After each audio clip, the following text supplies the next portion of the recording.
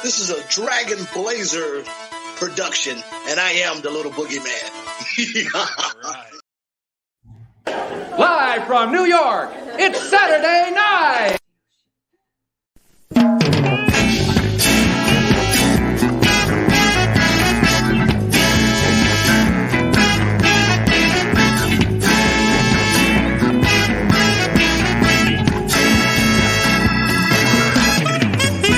As a Spaniard, I appreciate fine things.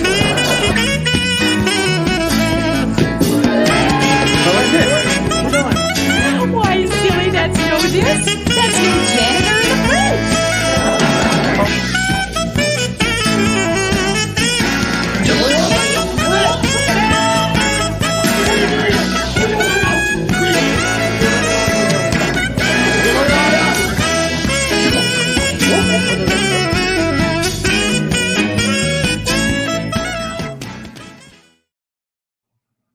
Hello and welcome to another episode of Lorne Michaels Will Hate This SNL podcast. I am, of course, your host, Stevie Blaze.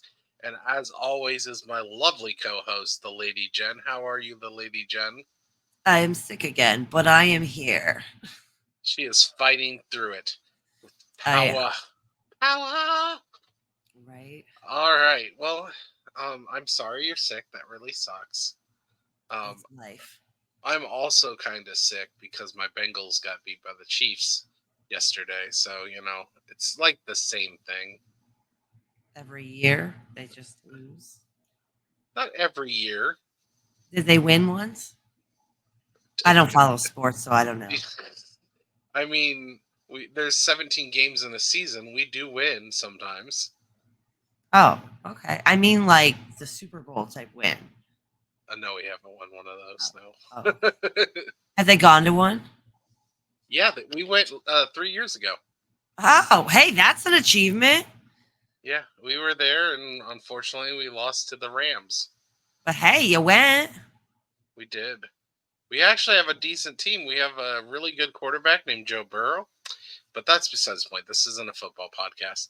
I do this That's sometimes. good because I'd be way clueless on that. I do this sometimes with my other co-host on my wrestling podcast because we're both Bengals fans. So sometimes we like to bitch, or we used to have a podcast called Who Dey Bitchin', which hasn't been as being a Bengals fan hasn't been as rough these days. So Who Dey Bitchin' doesn't really feel as necessary because we don't be bitching as much, but we don't do that anymore. We do the wrestling podcast. So, all right. If you want to watch wrestling podcasts, check them out. Yeah. Unfortunately, we haven't done a new episode in quite a few months. He's got a new job and it's been hectic. He's been learning. He's become a manager. So we're just waiting for his life to settle down so we can get back into it. That's fair. That's fair. All right, so we do have. Oh, I see your husband. My back husband there, likes incense. Just kind of jumping in frame. Hello. Anyways, we do have a new number one single for February 14th, 1976. This is Valentine's Day. Yes, this is like 2 weeks from the last episode. Yes. Well, actually, it's well in the past from the last episode we did, but the technical episode before this, I believe, was January 31st with Dick Cavett, and this episode is February 14th, 1976, so 2 weeks away. We have a new number one single. Saturday Night Live, at least nowadays, does that. They go through chunks of like 1, 2, sometimes about 3 or 4 episodes, take like a week or two break. I think it might be writing purposes. Oh, okay. That makes sense. So they can get some new skits. Apparently it kind of did that back then. I don't know. I don't think there's any specific reason, but yeah, they took a break after, but they do that nowadays where they do about 3 at a time and then take a break for about a week or two. So, the seasons nowadays, I mean, there's like 20 some episodes, and it takes even longer than normal because of those breaks. So it goes through most of the year. We should be getting new episodes here soon. Anyways, but new number one song. You may have heard of this guy.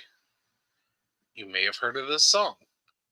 Not one of my favorites by him, but here it is. Lost, don't misconstrue, but I'll repeat myself.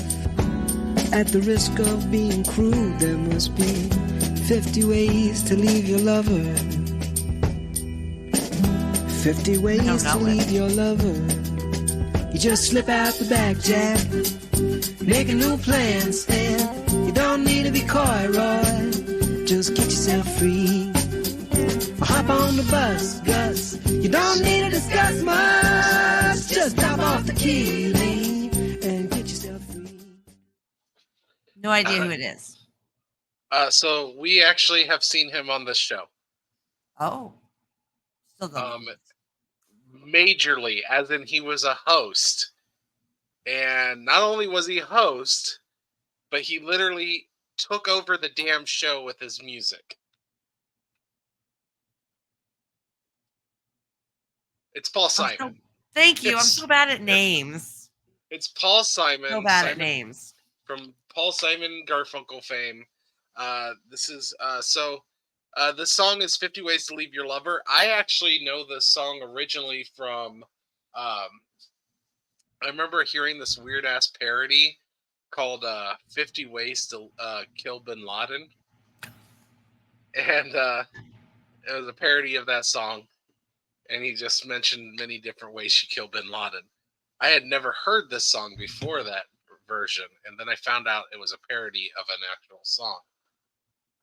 So it's a song by Paul Simon. It was the second single from his fourth studio album, Still Crazy After All These Years. 50 Ways was released in December 1975 and began to see chart success in the new year. It became Simon's sole number one hit as a solo artist on the Billboard Hot 100 in the United States and was his highest charting song in France, where it peaked at number 2. Elsewhere, the song was top 20 hit in Canada and New Zealand. The single was certified gold by the Recording Industry Association of America, donating sales of more than 1 million copies. But yeah, that is a old Paul Simon song from 1975. But do you remember me telling you that you're going to be kind of happy? Yes, I do remember that. Well, the reason why is because my memory sucks. The reason why is because we have a new number one movie. Ooh, yay! And we are going to watch the trailer for it. Oh, I'm excited. Is it a movie I'll know? Maybe. It's a very famous movie. In fact, I feel like this is going to be another one of those movies that are going to take over for a couple weeks again. So. Okay. But whether you'll know it or not, I don't know, because your pop culture knowledge is kind of lacking. Odd. I was gonna say odd. I'll take that. Also, there's very little dragons involved in this movie, so. Oh, so yeah. And how about magic? No magic. Yeah. Here's a hint before I get this going. This movie, the Joker movie, okay, was heavily compared to this movie. I didn't see the Joker movie. Okay, here it is. The movie is Taxi Driver from 1976. I don't even think I've heard of this. Very famous. Second call, 404 Hamilton, 417. 1 item 5. Alfano, 448. De Niro. In Bang the Drum Slowly, the critics called him a brilliant new talent. After Mean Streets, they said he was a genius. For his performance in The Godfather Part 2, they gave him the Academy Award. Come on, man. Just get me out of here, all right? Now, Robert De Niro creates a terrifying portrait of life on the edge of madness. Tabby, just forget about this. It's nothing. Taxi Driver, a film by Martin Scorsese.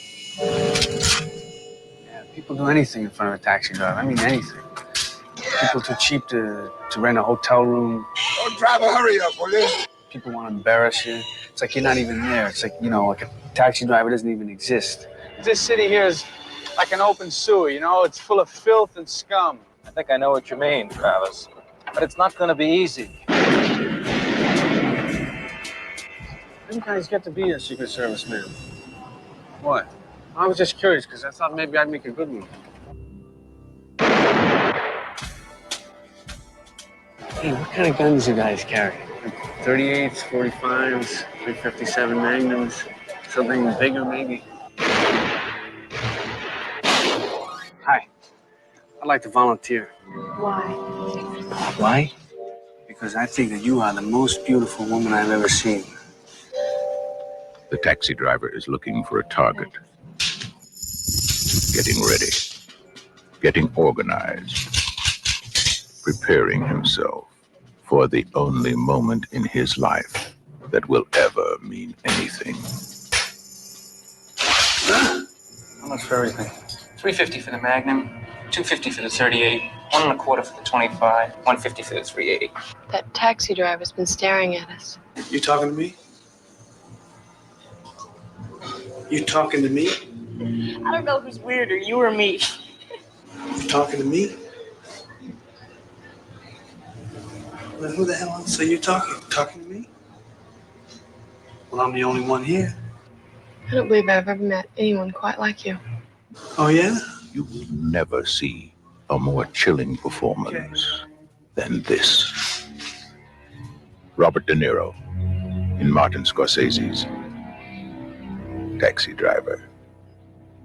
Jodie Foster, Albert Brooks, Harvey Keitel, Leonard Harris, Peter Boyle, Sybil Shepherd. Taxi Driver.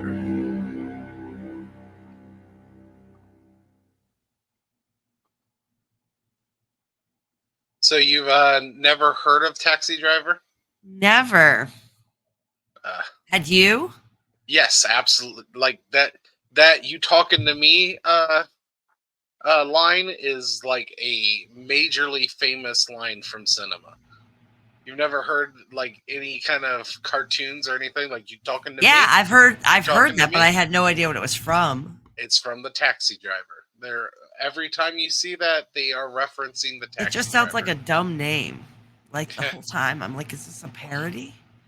Apparently, from my understanding of the movie, Robert De Niro essentially descends into madness and starts going on a killing spree. Oh, okay. Like because of what he sees on his job. Yeah, it's what I've gathered. That's why I said that it gets compared heavily to or Joker gets compared heavily to Taxi Driver.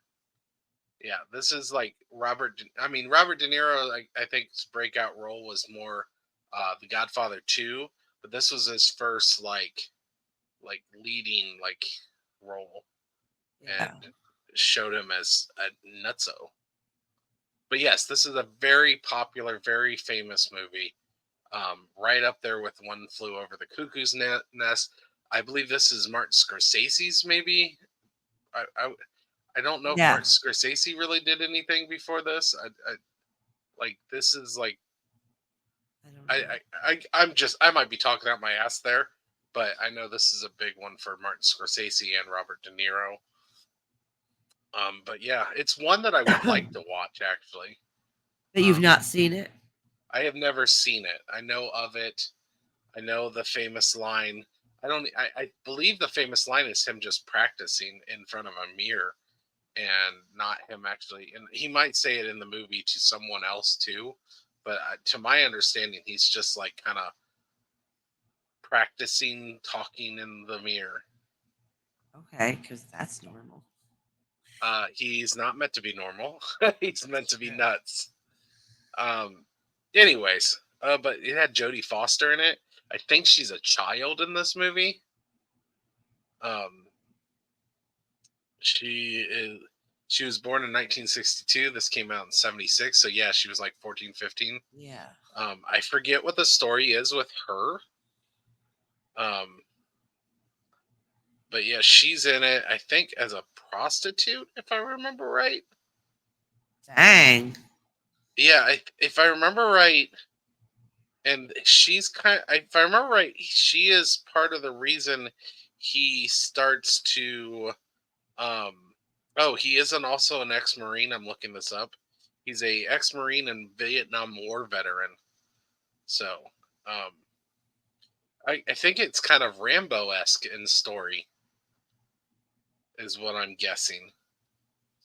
Have you seen Rambo? No, yes, I did. It was dumb. It was just like a whole bunch of bangs. It was just like a bunch of explosions in the jungle. No, wait. Did you watch the first one or one of the sequels? I just remember it being dumb and a bunch of explosions. Maybe it was a different dumb movie like that. I don't know. So, to my understanding, Rambo, because I've only seen the original, and the original is about him coming back from war and not being able to adjust to civilian life, and kind of going. Maybe it wasn't Rambo. He feels like he has to kill to protect himself, or I don't remember it's fully, but it's a war story about a war veteran that comes back to civilian life. But then after that movie, where it's kind of like a very nuanced and very dark tale, and then it just becomes a straight up action movie where he just goes places and starts shooting the fuck out of everyone. But it started out as more of like a mental, like PTSD story and mental illness of what soldiers go through trying to. Yeah, it's a lot more of a nuanced story in the first one, and then it goes from him not being able to cope to civilian life to him going on killing sprees, and just being a straight up action movie. So that's why I say, if you're talking about lots of explosions and killing, it's probably one of the sequels and not the original. It's entirely possible. Because the original, I'm terrible at names. There might have been killing and explosions. It's been a while since I've seen it, but it was more, and it wasn't. I don't. If there was any jungle, I think it would have been more along the lines of him having flashbacks of his time in war. But, and I don't know, and I'm not finding much about it, but I do seem to remember hearing that Jodie Foster plays a prostitute, like a teenage prostitute, and I think that's one of the things that triggers him. Like, how the hell do we allow a child to become right? Something along those lines. Like I said, once again, I've never seen Taxi Driver, but I seem to recall hearing that about that. But I could be wrong. Yeah. Okay. Yeah. He encounters a 12-year-old. I'm looking at the Wikipedia.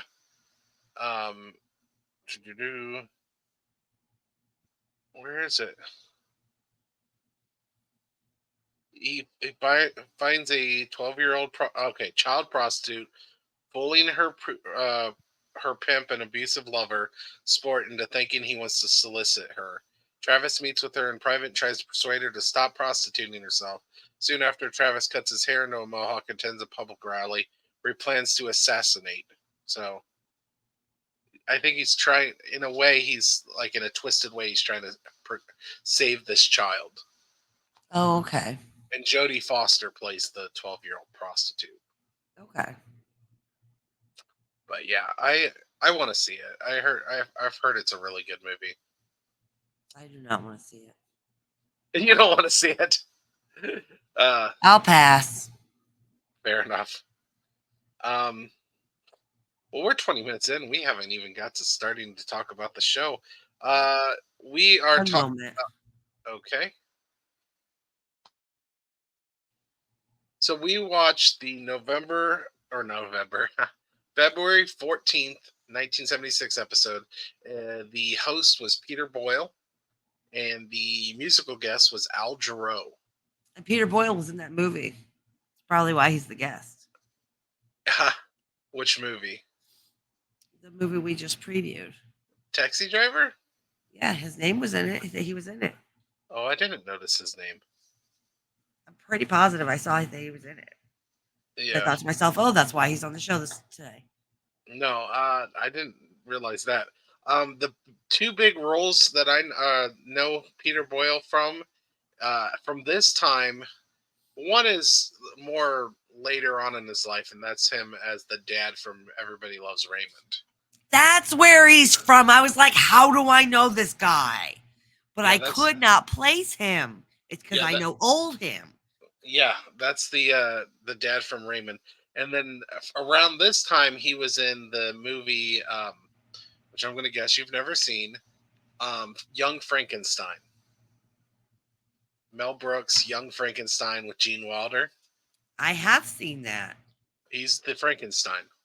Oh, okay. Not Frankenstein, the Frankenstein monster. That's Peter he's Boyle. the Frankenstein monster? Okay. Apparently, one thing I also heard when I was doing some research and listening to podcasts about this is he was also in a movie called Joe in 1970, which was about like a super conservative guy who decides to get violent and take matters into his own hands about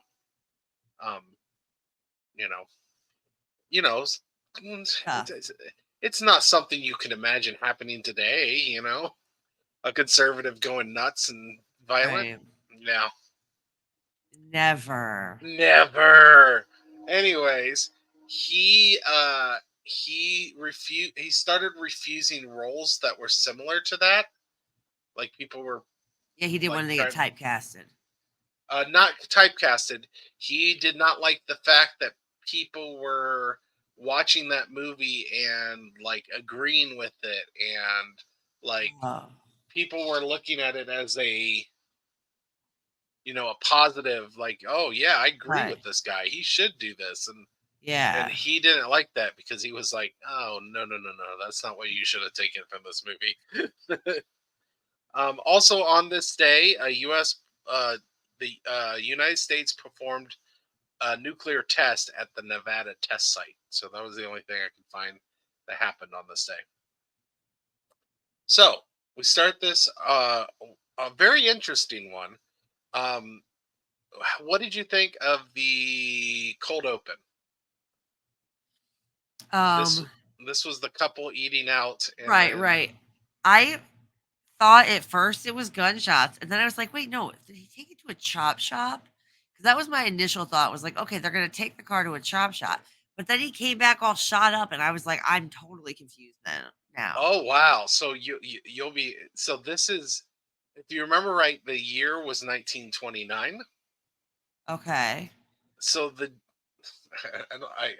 I refrain from calling it a joke, but the idea of the sketch was this couple is eating out at the place, the location of the St. Valentine's Day massacre that happened in Chicago. It said Chicago 1929. This was the very famous St. Valentine's Day. Yes. So the St. Valentine's Day massacre was the murder of 7 members and associates of Chicago's North Side Gang on St. Valentine's Day, 1929. The men were gathered at a Lincoln Park, Chicago garage on the morning of February 14th, 1929. They were lined up against a wall and shot by 4 unknown assailants, 2 of whom were disguised as police officers. The murders resulted from the competition for control of organized crime in the city during Prohibition between the largely Irish Northsiders, headed by George Bugs Moran, and their largely Italian Chicago outfit rivals led by Al Capone. The perpetrators have never been conclusively identified, but former members of the Egan's Rats gang working for Capone are suspected of involvement. Others have said that the members of the Chicago Police Department who allegedly wanted revenge for the killing of a police officer's son played a part. So yeah, that was supposed to be during the. So he got That's shot. a poor joke. I mean, I like dark humor, so it didn't bother me. But yeah, I was confused. I mean, in fairness, it was gang members, so I don't think it was the innocents that were massacred. They were all members of a gang. Well, that's good. So yeah, I mean, it's not great, but No, I mean it's good that there were no civilians. Yeah, we're not doing like civilian tragedies. So then we get the monologue. This is my notes on the monologue. I was getting kind of bored, thinking that this was going to be one of those sentimental. It's Valentine's Day, right? And then, I was like, ugh. And then I started laughing my ass off when I realized what the joke was. Yes. Also, my question was: is that lady really his wife, or is she a cast member? That was his fiance. She was actually his fiance. Because at first she was like, "I'm not actually kissing you. I'm not actually kissing you." And then she was like, "Well, all right." Yeah, that was his actual fiance, is what I've heard. Oh, that's funny. Also, not sure how true this is. I found it on IMDb, and one of the podcasts I listen to claims this as well. So, but I couldn't find anything else to suggest whether this is true or not. But the rumor is that the person sitting next to her in a hat was Steven Spielberg in Incognito. Oh, I don't know. So I'm not sure. The next skit we get is the Corrida, the Spaniard's car. What were your thoughts on this? Oh, I was like, look at that green screen. I was like, he looks so funny. So I have a video. So I was all distracted by like that, and I have no idea what the guy said. The whole time I was like, that just looks so weird. The way like he is like black behind him, like with you and your screen, there's no like weird black shadow line around your outside, right? But with him, it was like this weird black, and I was totally distracted, and I have no idea what he actually said. Okay. So this whole sketch was a parody of a set of sketches or a set of commercials from Roberto Montalban, and I have a little video for this.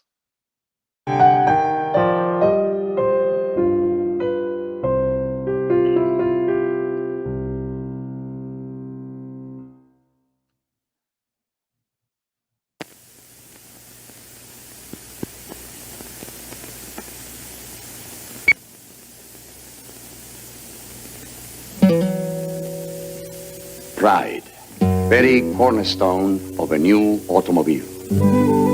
Cordoba, the new small Chrysler. Here is the warmth of thickly cushioned contour seats, available even in fine Corinthian leather. So very luxurious, yet surprisingly affordable. Cordoba is engineered with great pride. Be a Chrysler.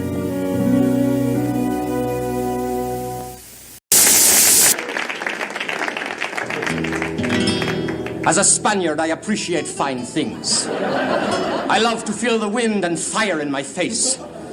And when I choose a car with spirit, a car that will meet my every need. The Corrida is such a car. Luxurious upholstery styled from rich Salamanca vinyl. Elegant doors crafted from rare Valencia cardboard. And a classic dashboard carved from plush Santiago styrofoam. And yet I am constantly amazed at the affordability of this magnificent automobile. The Corrida, just as good a car as I am an actor.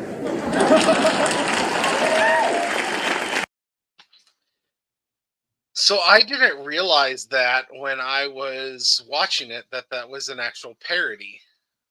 It's funnier with now knowing that it's a parody. Yeah, I did not realize that. And yeah, so I found that out, and then I decided, well, if I could find the commercial, I'd do that, and that's what I did. Did you see what I mean about the like black line around him? It's like very distracting. Yeah. Well, kind Um, so next we get Samurai Divorce Court, which I enjoyed. I loved Samurai Divorce Court. You actually like Samurai Divorce Court? I did. It was funny. Man, my hair. I'm so sick. People. I hope nobody watches this. I'm a mess. Okay, look at me. Oh my God. Hang on. Give me 1 second. Yeah. Okay, that's a little better. I liked it Sorry. as well. I thought It was very funny. I even said, like, when she came in, I was like, oh, this is going to be good. I don't know. Like, the two of them together with it, it was funny. I liked it. Yeah, I did too. It was a good one. I still think the deli's my favorite so far. No way. This was my And favorite. I do like, but I do like how they were about to he was about to cut up the daughter, Right. and then she's like, no, not that way, and then Yeah. She's like, move it down a little. All right, the next thing is weird. Right? The Shapiro sisters. I didn't know what this was about. I was like, Not well, to it's cute mention- and well coordinated, but it just looked weird. And not to mention, they make a joke with Peter Boyle of him saying, "I'm scouring the playgrounds." Where it was very kind of creepy joke. Helena, Emily, and Jenny Shapiro were the daughters of director Ken Shapiro. Actually, one of them, I think Helena, is not an actual Shapiro sister. She just was added. Who had worked with Chevy Chase before he joined SNL.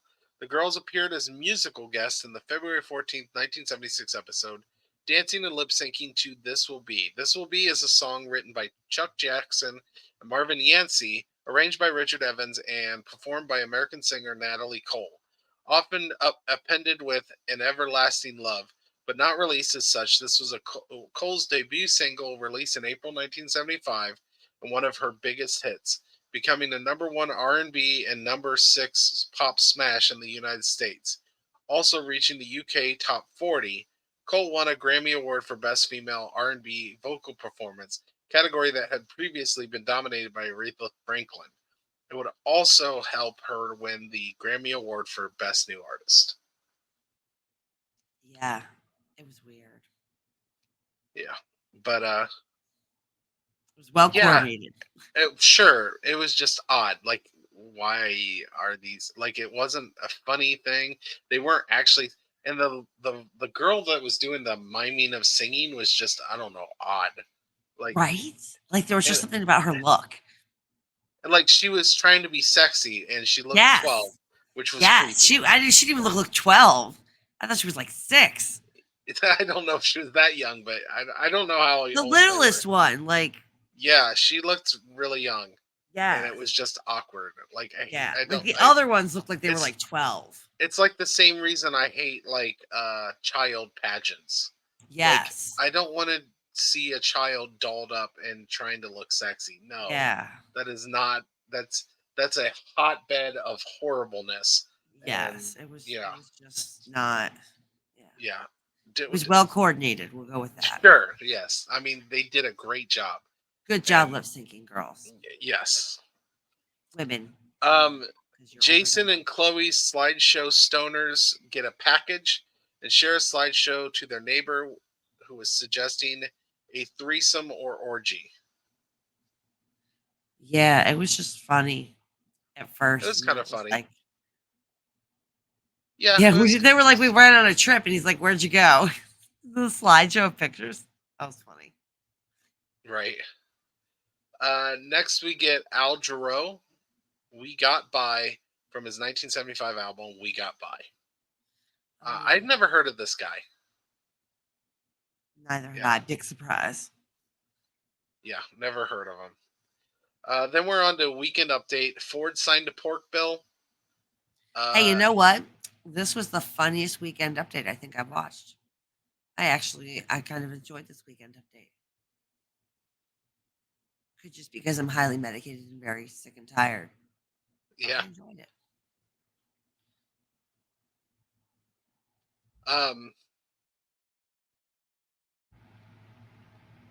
Then let's see, another jury rendition of the Patty Hearst case. I did like liked these that this court one was picks. I thought different. they were funny. Yeah, they were all real. Yeah, real paintings. Real paintings. Yeah. Then we get Dorothy Hamill at the 1976 Winter Olympics in Innsbruck, Austria. Hamill came in second in the figures and then won the short and long programs, taking the gold medal.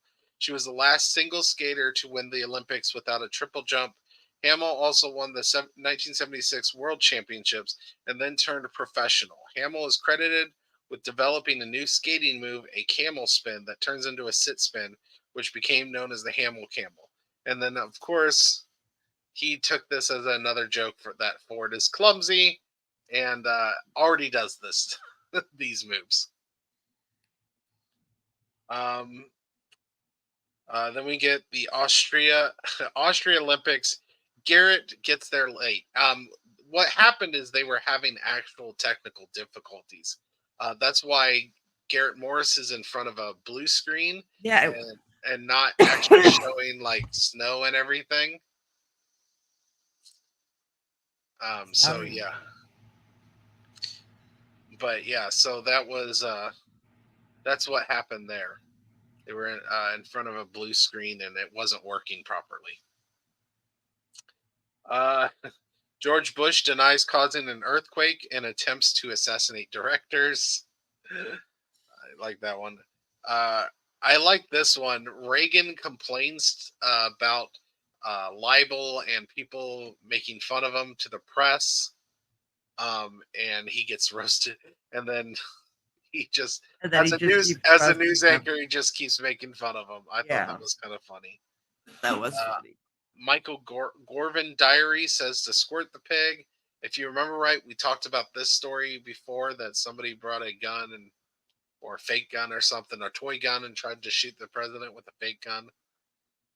Then we get a bit for the Blaine Hotel snuff films. Yes.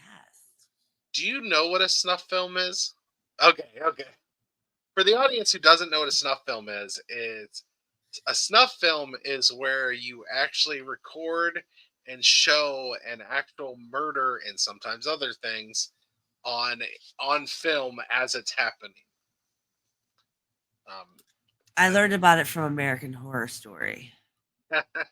You know, the season with the circus. Oh, see, I think I learned about it from a movie. I want to say 8mm, maybe, with the I remember a movie about a snuff film. Then we get that K-Put commercial again. Then Ford meets Hua Gafeng.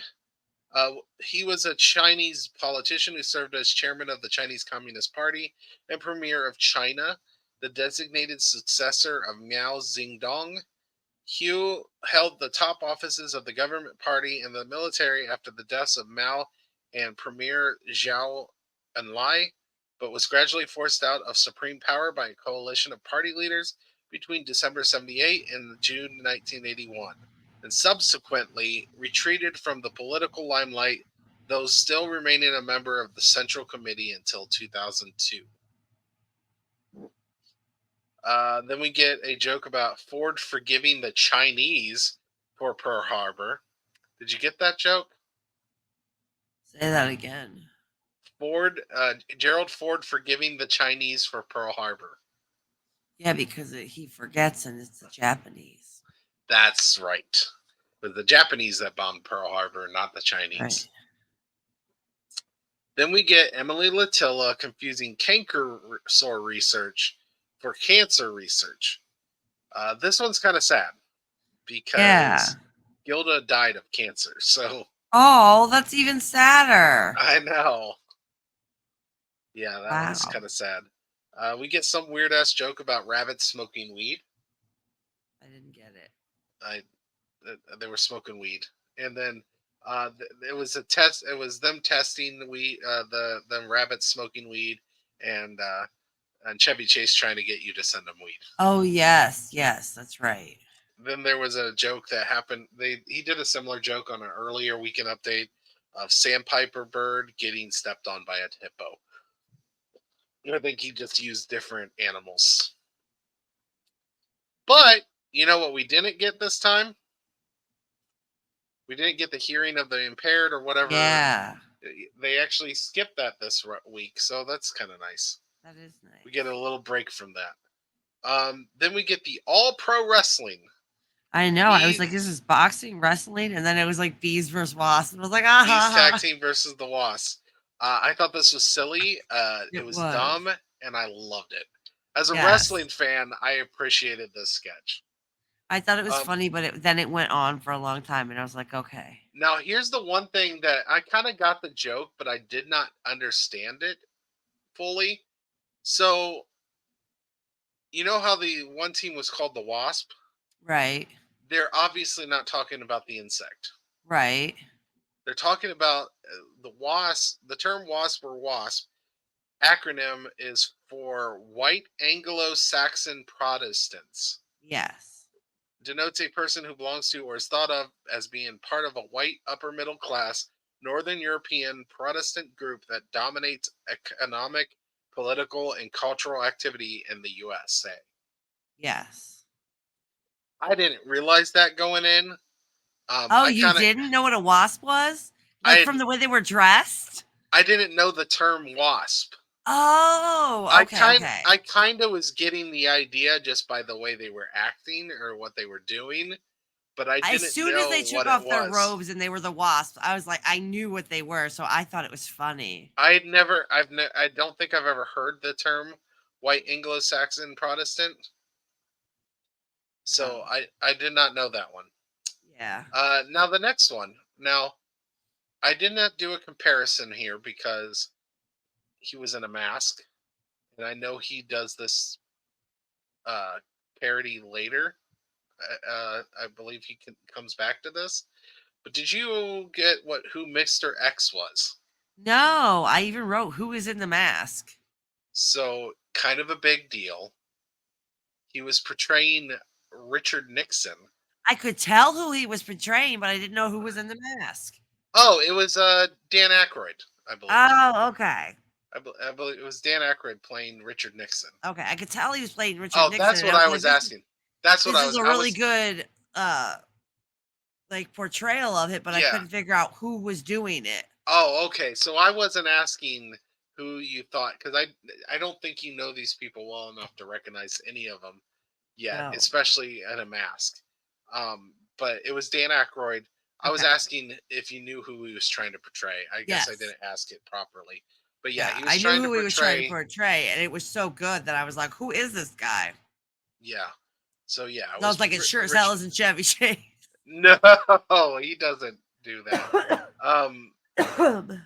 But yeah, he was trying to portray Nixon, and I believe he continues Nixon as we go further into the show. So, yeah. Why was he wearing a mask? The joke was this is after Watergate. Oh, okay. I gotcha. So he was talking about what he was doing after Watergate. Right. When people are searching for him, he was in trouble and stuff like that. Yeah. That was the joke. So this one kind of confused me at first. They do the Pledge of Allegiance. Yeah. What's that? So I was very confused. I found out when doing my podcasting and stuff. So this was a Gary Weiss film, and the last line with "Liberty and Justice for All" was Garrett Morris, but he was portraying that as Reuben Carter. Reuben Carter was an American-Canadian middleweight boxer. After a faulty murder conviction in 1967, he became a cause celebre for miscarriages of justice. His sentence was eventually overturned, and he moved to Canada, where he would fight for innocent people who had been wrongly convicted. Don't really know much about him, but me either. All I can tell you is who he was supposed to be. Then we get a pretty damn good impressions from Peter Boyle and John Belushi as they do dueling Brandos. I thought it was funny. Yeah. My son was like, I can't understand. Are they speaking Spanish? No, they were not. I was like, nobody, they're not speaking Spanish. No, I didn't do this because we've already done a comparison video with Brando and John Belushi, but I thought they were both good impressions. They were both doing like quotes from Marlon Brando from many different movies and stuff. But I liked this, so this was funny. I did too. It was.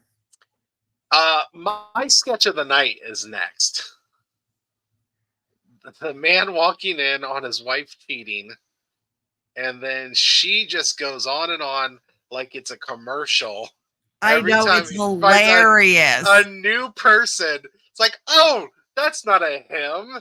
That's a janitor in the fridge. Right? It's a mailman and a maid in the closet. Or the pantry, whatever. Milkman in the bedroom. And then the new lady next door. New lady. I thought this was hilarious. This was my sketch of the night. Yes. I love this sketch. This was a good sketch. It was. It was very funny. And I loved the whole parody of like old commercials and ads and stuff. I liked it. The next one was Home Movie. I thought this was simple. I thought it was dumb. I thought it was funny. I didn't think it was funny. I thought it was dumb. Did you not get it? Maybe not. I don't know. Okay, the movie was like they went through all the cast, all this other stuff. The movie was called Home Movie, and then all it was a short video of a home movie. Oh, it was just a really quick, dumb video of a home movie. I appreciated the joke. It was just a simple one-note joke. Went right over my head. Yeah, that was the joke. It was a home, and it was a movie of a home. Home movie. That's a home movie. I got you now. Yeah. Then we get this was poor Gilda. This was Garrett giving a Valentine's Day card to Gilda. Yes. I was like, we really went there when he's like, I want to molest you upstairs. Right. And then he just kept going. I was like, damn, we're just going there. Right. It's like, poor Gilda. And she's like, see, this is why I didn't get you a Valentine's card. This is why I didn't do it. Yeah. Yeah, it was funny though. I mean, if you like that kind of fucked up dark humor, it was funny. It was funny. Yeah. Then we get another Al Jarreau, Somebody's Watching You. I think that's a stalker song. It surely sounded very stalker-ish. And all the familiar symptoms of a stalker. Then we get a repeat the video from the Christmas episode, Homeward Bound. Yes. And then Boyle starts off the goodbyes with suggesting that his friend Patty Hearst is here. I don't know did you catch that when he said Patty? He was talking about Patty Hearst, the girl that has been going through jail, or that's been that Chevy has been bringing up in Weekend Update almost every week. Yeah, that's why she had a. I missed that. Yeah, she had it was Patty Hearst things on. Yeah. But yeah, that was supposed to be Patty Hearst. And that's it. That's our episode. What did you think? I thought this was a pretty decent episode. I agree. I thought it was very funny. It was a lot better than what was it, Dick Cavett that we had last? Much funnier. This was much funnier. There was a lot of good stuff, and it's so good that even you like the samurai. You've hated the samurai jokes. I know. I liked it. It was funny this time. I think it was the way the two of them interacted. It was funny. Yeah. Like I said, that is a continuous thing. I don't know how many we get, but we get those every once in a while. I hope they're more funny like this one. Yeah, fair enough. But yeah, I'm going to bed now. Okay, well, thank you for sorry, I'm very fighting sick. through. Thank you for fighting through. Right. You're just Hopefully like I can make it Trump. through You're work fighting tomorrow, through and this then I can take assassination Wednesday attempt. off. Right. All right. Well, you have a good night. Thank you for coming, and have a pleasant tomorrow. You too. Don't forget to like and follow him on all the stuff. Yeah, we'll do that next time. Yeah. All right. Later.